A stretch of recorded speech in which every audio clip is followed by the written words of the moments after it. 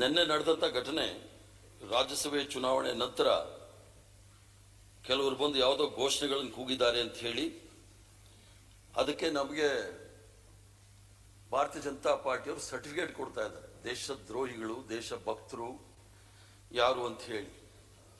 ಆದ್ರಿಂದ ನಾನು ಭಾರತೀಯ ಜನತಾ ಪಾರ್ಟಿಯವರು ಅವರ ಸಂಘಟನೆಗಳು ನಮಗೆ ದೇಶ ಭಕ್ತರು ಅಂತೇಳಿ ಸರ್ಟಿಫಿಕೇಟ್ ತಗೊಳ್ಳೋ ಇದು ಪ್ರಮೆ ಬಂದಿಲ್ಲ ನಮಗೆ.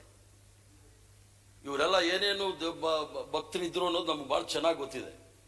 ಸ್ವತಂತ್ರ ಹೋರಾಟದಲ್ಲಿ ಯಾವುದೇ ರೀತಿಯ ಅವರ ಕೊಡುಗೆ ಇಲ್ದಿರ್ತಕ್ಕಂಥವ್ರು ಇವತ್ತು ನಮಗೆ ದೇಶದ್ರೋಹಿ ಅಥವಾ ದೇಶಭಕ್ತರ ಸರ್ಟಿಫಿಕೇಟ್ ಬಂದಿದ್ದಾರೆ. ಆಗ ಹೇಳಕ್ಕೂ ಹೋದ್ರೆ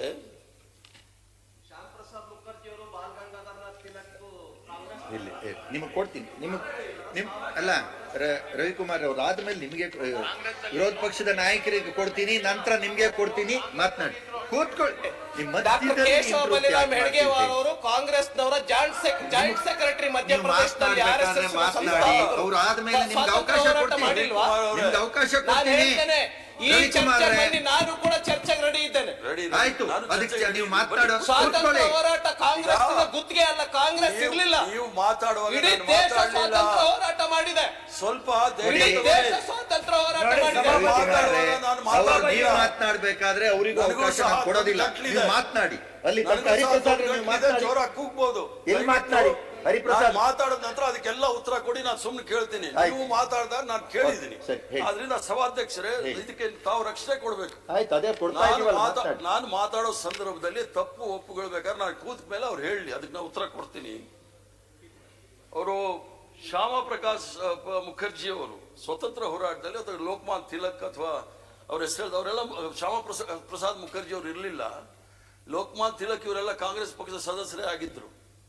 ಆದ್ರಿಂದ ಶ್ಯಾಮ ಪ್ರಸಾದ್ ಮುಖರ್ಜಿ ಅವರು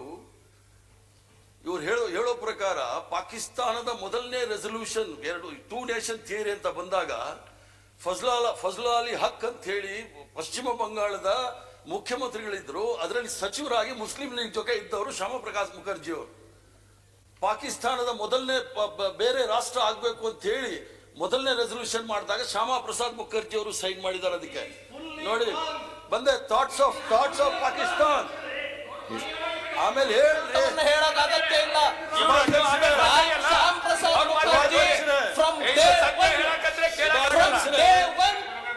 ಸ್ವಾತಂತ್ರ್ಯ ಹೋರಾಟಗಾರರಾಗಿದ್ರು, ದೇಶ ವಿಭಜನೆಗೆ ವಿರುದ್ಧವಾಗಿದ್ರು ಶ್ಯಾಮ್ ಪ್ರಸಾದ್ ಮುಖರ್ಜಿ.